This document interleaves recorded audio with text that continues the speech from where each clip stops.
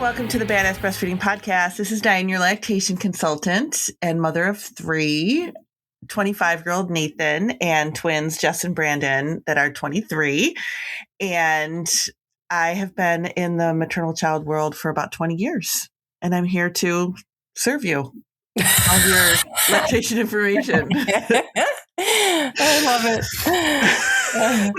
And I'm Abby, the badass breastfeeder, and I have a social work background. And I am the mother of 2 boys, Jack, who's 14, Exley's 11. And for the purpose of this audience, they breastfed for a really long time. Jack was 6.5 and Exley was 5, and they tandem nursed as well. So I have all of that fun stuff to share. And today's episode is brought to you by Original Sprout. Original Sprout was started as one mother's solution to her daughter's sensitive skin and is now a trusted line of vegan and cruelty-free products. Safe enough for babies and effective for parents. I'm sorry. There's like screaming outside. I'm like, what's happening? I think it's just children in the neighborhood. Let's see. We are on Patreon, and we have announced our major changes over there. So we really hope that you join us. We've brought back our Revolution Parenting podcast, the podcast that was created to bring kinder and more compassionate adults into the world. We believe that this starts at home with how we parent our children. We talk about child development, discipline, boundaries, attachment parenting, and so much more. The only place to access this podcast is in our Patreon. We have 2 tiers, and each tier has multiple benefits, including a goodie bag of Thank You for Nursing in Public cards and podcast stickers sent to your home every month. Head to the top link in the show notes under this episode, wherever you're listening from, and sign up there. We have published in Patreon episodes of Revolution Parenting. We hope that you will enjoy them. We are still hosting our ongoing giveaway for people who leave reviews around the internet, like on iTunes or Spotify or wherever you're listening from. Leave a review, take a screenshot, and send it along with your address to badassbreastfeedingpodcast@gmail.com. And we'll send you one of those goodie bags of Thank You for Nursing in Public cards and podcast stickers. If you can't leave a review, then share the podcast on your socials. We just want to get the word out about the podcast, and we will reward you with a goodie bag of fun stuff to also spread around your community. And I'm still hustling for breastfeeding photos, and you're sending them along, and I really appreciate it. And the past few days have been busy, and I haven't been able to share any of them, but I will, I promise. I don't have any of my own breastfeeding photos to share. Well, I do. I guess I could share the old ones. That would be fun. Yeah. But also, it's a community, so I like to share all the badass photos. So if you have a breastfeeding photo and you would be okay with me sharing it, please send that over to badassbreastfeedingpodcast@gmail.com. You can share a little bit about yourself or not. Either way, thank you very much. And now Dianne has our review of the week. And this comes from an exclusive pumper. I had my little girl on October 27th, and I have really been just relying on trial and error and Google to figure out pumping, and it has gone well, but I felt like I had no true person to relate to due to every woman in my family has used formula with all their babies. I just found this podcast and honestly have loved listening to it. The advice and other people to relate to have made me feel so much better. Thank you so much. You are doing so much hard work with that exclusive pumping. So good for you, because that is hard to do. And you are still giving your baby all that fantastic breast milk. So I'm super proud of you. Yeah, that's really great. Congratulations. And I'm glad you're listening. Yeah. And I'm glad you told us that you're a pumper. I feel like somebody asked about an episode about exclusive pumping. Have we done that? I don't think we have. No, I don't think we have. We should. We should. And we should gather like maybe some stories. Yeah, some stories to share, because it's such a unique thing, and neither Dianne or I have ever done it. I'm sure Dianne has worked with people who've done it. So yeah, I have worked with people who have done it. Yeah, I mean, we like to share all of your experiences here, so we should do that. Yeah, for sure. Yeah, we'll put that on the list. It's on the list. It's on the list. And so, today was something that I threw on the list as well, because somebody, a listener, I should actually say who it was, because she is a longtime listener, and she threw it into my Instagram DMs and was like, hey, did you see this? And I had not, and I'm still looking for it. If we can keep talking. Here it is. It's Kat. Her name is Kat. Her name is Catherine. I think she goes by Kat. Anyway, she is. She sent it along. She said she's an avid listener. And what'd she say? I have so many feelings about this. If moms want a combo feed, that's okay. And I'm on baby number 2, and I'll tell you the secret to marriage equality, it does not need to be formula. Yes, girl. Sing it loud. I mean, okay. So if you don't know, New York Times put out, one of those opinions. And Josh, you want to hear somebody mad about this? Talk to Josh. He's like, who is this person? Who is this tool for capitalism? And I'm like, yes, I've trained you well. And you well, my man. Who is it? Did we look into who it was? I don't know who it was, but she's somebody with an opinion. Yeah. And the article just goes on to say that, that they themselves chose to formula feed. And it starts off by saying in the middle of the night, a few days before Thanksgiving, I woke up with excruciating abdominal pains, and a scan revealed that her appendix had perforated and she needed emergency surgery. Okay. So we're starting off with an extremely rare emergency. Mm-hmm. So, I mean, I think anybody in that situation, of course, you're going to be doing whatever. I just feel like, what? How is this? This isn't like a standard situation. Right. And she had a 3-month-old. And she had a 3-month-old, yeah. And she goes on to say that I find this funny, this sentence really funny. Every new parent instantly learns that feeding is paramount. It's entwined with sleep, soothing, and the fundamental process of becoming attuned to your baby. Every parent, end of the quote that I'm talking about. You're telling me that every parent instantly finds out that feeding is paramount? I mean, feeding is, I don't know. It's like, is feeding anything besides like a basic need? Right. I mean, it's... And that's just like and that's new? I don't know. I always thought it was just a weird sentence. It is. So she says, perhaps that's why breastfeeding, whatever its pluses, can kick off an undesirable, often stubborn imbalance between parents, one that extends beyond the act of feeding. So in an age when the vast majority of parents support the concept of equal parenting, even as dads still don't share the load equally, why don't we openly discuss one of the best ways to avoid that imbalance? Now, if you said that to me, I would be like, okay, let's talk about maternity leave. Right. Let's talk about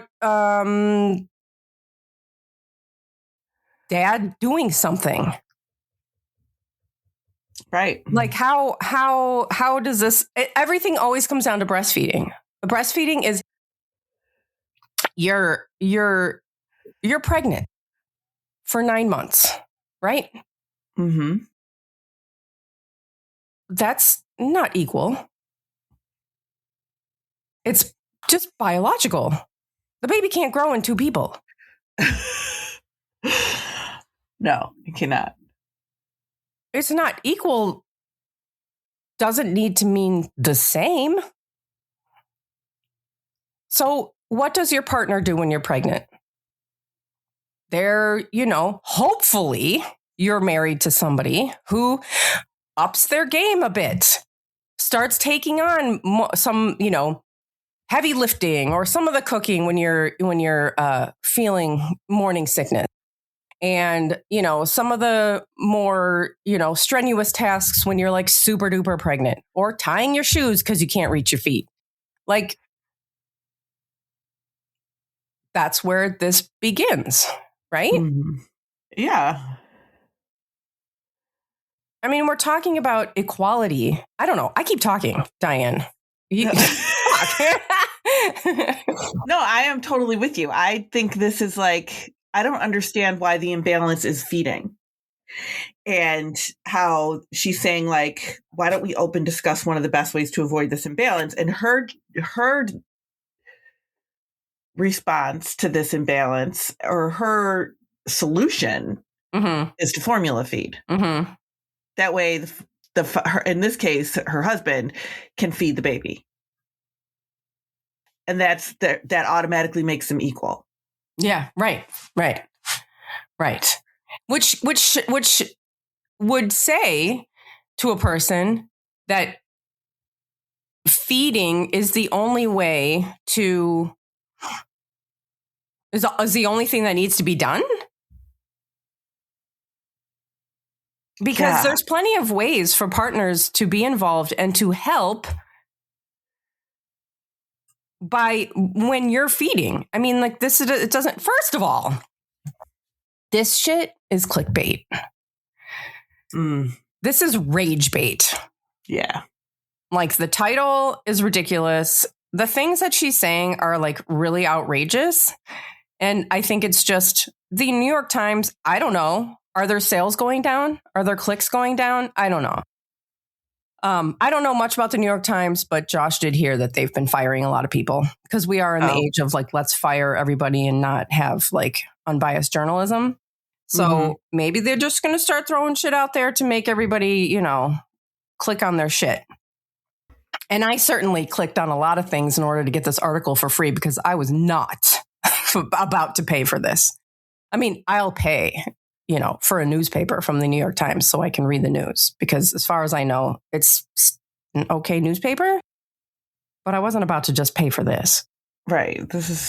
But she goes on to say, like, there are plenty of good reasons to breastfeed, from passing on protective antibodies to your baby in the first few months of life to bonding in a lovely way.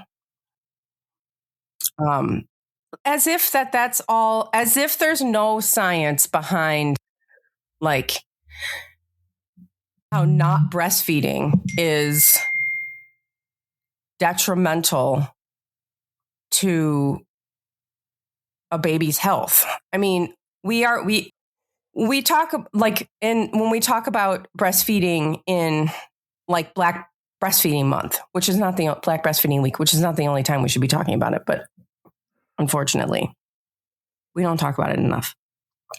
But we know that because of low breastfeeding rates in the Black community, that babies are 5 times more like Black babies are 5 times more likely to die than white babies. Mm-hmm. That's not just like a willy-nilly thing. But around the world, hundreds of thousands of lives are saved by breastfeeding. Yes. Around the world. And I know we only think about our own bubble that we happen to be sitting in, but there are impoverished countries where if those babies aren't breastfeeding, they will die. Yes. Right. I mean, and that is, but she's making it sound like it's just lovely. It's just lovely. It's just lovely. It's just such a lovely thing that you can do if you want, but it doesn't matter if you don't. And we know that there are plenty. And then there's a couple of times where she's like, the research is there. Maybe it's not. It's not really a good amount of research. And that's not true. No, I mean, there's tons of research. And it's not about, this is where she says here, she says, Our society bombards us with the benefits of breastfeeding, many of which, like the claims that it increases a baby's IQ, are tenuous at best. First of all, and I don't bring this up a lot because I don't know if it's necessarily that important all the time, because talking about benefits is fine. And that's a positive word and that's great. But there are actually no benefits to breastfeeding. There are none. Breastfeeding is the biological norm. Mm-hmm. Breastfeeding is the baseline. Breastfeeding is where we start. And we see when babies are not breastfed that their IQ is lower, that their health is, in many aspects, there are more health problems. Right. So this whole well, your baby, just the whole increases baby's IQ. No, that's not. It doesn't even, it's just sort of like a thing to say oh, isn't that just such a ridiculous claim? But it's not a ridiculous claim. There are scientifically proven health detriments to not breastfeeding. And then she says, when I asked a lactation consultant about introducing formula to her baby, she acted as if I'd asked where to score an illegal drug. Come on. Now, listen, I know a lot of lactation consultants at this point, and I worked with a lactation consultant when Jack was born, and I was feeding him formula. And I contacted her because I wanted to exclusively breastfeed. So I was saying, how do I do this, whatever. And listen, guys, formula is very normal. The fact that I was using formula was a very normal thing to her. She was like, yeah, okay, this happens a lot. Actually, this happens all the time, that you leave a hospital with using formula, because that's what they're doing in there. They're telling you to use formula. So she was like, all right, let's, what would you like to have happen? How can I help you? And so I told her what I wanted, and she said, okay. And then with Exley, I wasn't using formula, but we were having some issues. And by that point, I knew a lot of lactation consultants and whatever. This is a roundabout way to say, I don't think there's a lactation consultant on this planet that would look at you funny for using formula. It just is what it is. And it happens. Right. It happens. And we don't shame people for it. I know a lot of people want to think that we do, but we don't. At least I've never known one that does. Yeah. And she's making it sound like there's just what? You want to introduce formula? What? What if somebody called you and was like, I'm struggling and we want to introduce formula so that, my husband can help. And I'm feeling really overwhelmed with breastfeeding. And we just want to introduce some formula, a couple times a day. What would you say? I would help her to figure out how to do that. And that actually recently happened.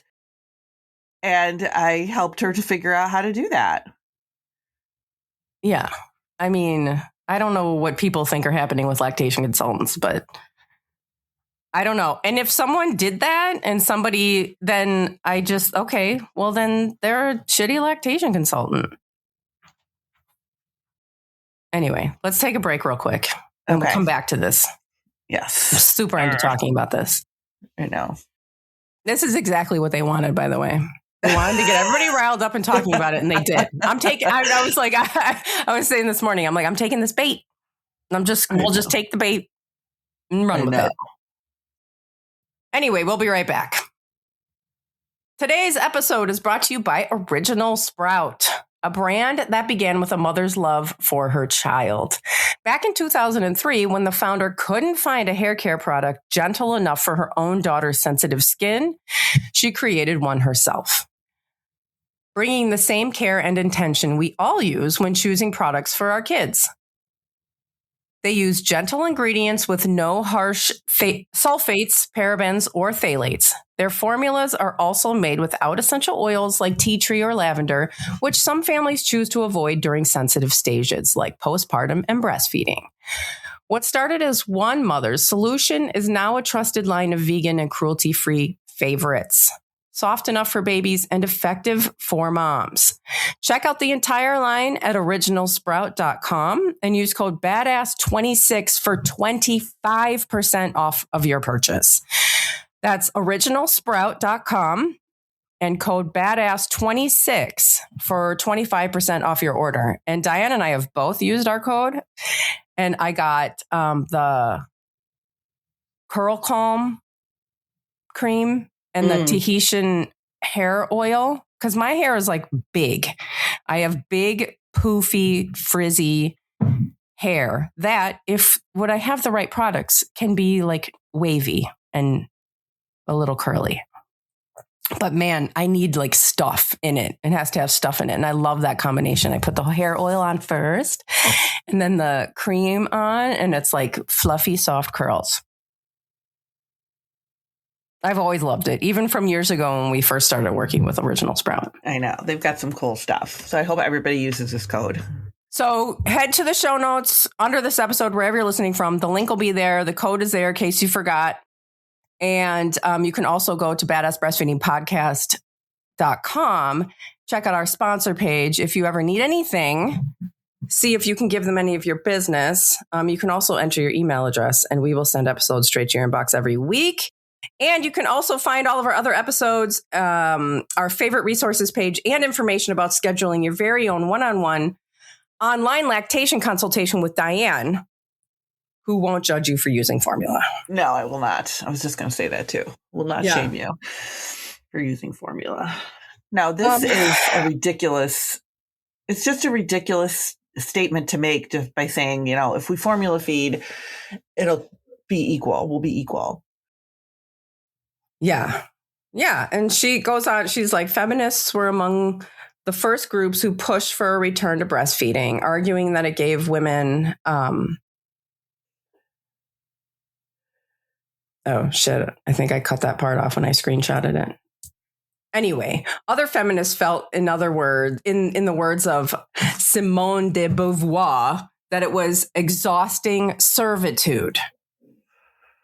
Okay, so we did have this thing. It was like this resurgence in the 70s where it was like, okay, let's breastfeed. Let's, you know, it's healthy for our babies. And, you know, we want to stop being aggressively marketed to by formula companies. And that was great. And then in the 80s, I feel like it was like, well, that's, you know, then we're tied, you know, then you're barefoot and pregnant in the house and you can't do anything and you can't have a career. And so now we're going to use formula again and cry it out in the 80s so that we can all go back to work, which I'm sorry, the answer to that would be, you know, paid maternity leave. Mm-hmm. But we keep bringing formula back into it. Which is not necessarily, does not have to be the answer. And then, so she says here, like, the slogan, breast is best, became yet another source of pressure. And I'm pretty sure that breast is best came from a formula company. Really? I'm pretty sure that, like, the formula marketing was like, breast is best, but you know. And even saying breast is best is like, no, it's like you just said, it's the biological norm. Yeah. If we say, oh, this is best, you're putting it on a pedestal. Yeah. Where it's normal. Like it is normal. Yes. When you say breast is best, it makes it not normal. It makes it some sort of extra, like some perk. It's a benefit. You know, that's the downside of saying things like benefit and, you know, things like, because it makes it sound like it's extra. Right. And it's not. It's like baseline. This is what your baby is biologically designed to need and to grow healthily. And yourself, by the way. And then she talks about the Fed is Best movement, which is also a really annoying movement, which also started with a freaking formula company. And it's just another one of these ways of like, we're not allowed to talk about the things that we know about breastfeeding, because if you do, then you're part of the mommy wars. Another formula company marketing tactic was the mommy wars. Mm-hmm. It's all just a way to silence people from talking about this actually global emergency that is happening with babies who are not breastfeeding, who are not given breast milk. And yeah, I mean, the gist of her article is that like, if her husband could just, she says the bonding effect with Dory was real, but it also meant my ability to understand the contours of her needs deepened as Dom became more and more sidelined. The resulting resentment nearly broke us as a couple. The unfair burden and sleep deprivation nearly broke me. See, that's a them problem. Yeah, right. Yeah. If your relationship can't handle breastfeeding, then there's bigger issues there. Yeah, I mean, you're not understanding. It seems like there's not listen, you know, I stay home. I homeschool my kids. I have a little part-time job called the Badass Breastfeeder. My husband works full-time. Like, it's not equal. It's not equal in the sense that it's like everybody's doing a little bit of everybody's carrying a little bit of the same load. I am tasked with homeschooling my kids. Josh can't do that. He has to work and make money so we can pay our bills. Like, that's not, you know, everybody's doing their part. He can't breastfeed. When I was breastfeeding, he was cooking dinner and taking out the garbage and doing the dishes. Right. And in the middle of the night, when the baby woke up, both of them, we did this with both of them, they would nurse. If they couldn't go back to sleep or they were fussy or whatever, he would take them and like, he would stand on the corner and he would like, you know, like, bounce them, you know, like bounce them for a little while until they fell asleep. So that I could sleep. And then when I was feeding and then you know, sometimes I would, you know, get up. We just like did different things. Right. And if you have a partner who can't help you and isn't doing anything because they're not feeding the baby a bottle of formula. I mean, listen, if that's what you want to do, like we just said, do it. If that's how you work it out. But let's not pretend that like equality in a marriage comes down to buying formula. Right. That's ridiculous. I don't think I ever, and not that, you know, I don't want to make it sound like, oh, my, you know, because my marriage didn't last, but it wasn't formula that broke us apart or breastfeeding that broke us apart. But I don't ever remember thinking when we were married and parenting these little babies, I never once thought if we were formula feeding, this would be an easier, it would be better for me. It would be more fair. I never once thought that. I found formula feeding to be very stressful, actually, because you're constantly having to like, I mean, I didn't want to, but you know, it's very rare when you get out of a hospital in America without some formula supplementation. Mm-hmm. And it was stressful. And not to mention, you know, it's not the safest thing. Whatever. You know, people can do what they want to do. They can formula feed. And if that works out, you know, in your thing, then that's your individual, you figuring out what's working for your family. That's what this whole article is kind of like. The correct title would have been like, this is how I found myself using formula. Because it doesn't sound like she intended to originally. Right. She had like some major shit happen and decided that was, and you know, all the other reasons why we have low breastfeeding rates are the reasons why families, including hers, are stressed out. Because we don't have paid maternity and paternity leave. Right. We don't have, breastfeeding support. We don't have a community, a village type thing, where people are helping. But this is such an American modern world problem. Mm-hmm. Like when you have, multiple people in a family helping or in a village, you've got aunts, you've got uncles, you got neighbors, you got people who are like, taking care of everybody. Then you have, it's just a lot easier to make all of that happen. Right. Our modern world of this, like, we got to go back to work immediately. We got to work all these hours. We have to do this all alone in our house by ourselves. These are the problems. And then you do have partners that are straight up like, I'm not doing that. Right. I mean, I have a friend who literally right now is like, their marriage is going to end at some point. It will. And he said straight to her, I work to bring money into the house and you take care of the kids. And that's how it is. I don't feel like I should have to do that because I'm bringing money into the house. And it's like, okay. When you're talking about sharing the load, there's so many things that a parent can do. Mm-hmm. And here it says, I love this sentence. Formula gave Dom the autonomy to feed as he saw fit, to experiment and fail and try again without worrying about wasting, quote, liquid gold.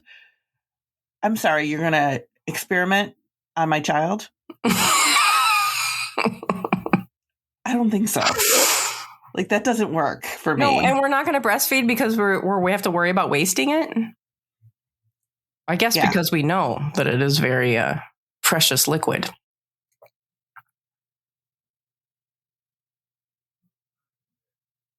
Like as we're sitting here talking, I just keep thinking about so many things and so many parents that I've dealt with over the years where they did have like the dad does A, B, and C, mm-hmm. or my partner does this, and this, mm-hmm. and I do this, and this, or, and it's just like, that's how families work it out. Everybody's got their own thing that they're responsible for. And I think that too, like, you have to be on the same page. Like if my partner was like, well, I really want to, be able to feed. Like you have to really consider what about holding a bottle is going to make you equal? Like what makes that such an equal partnership?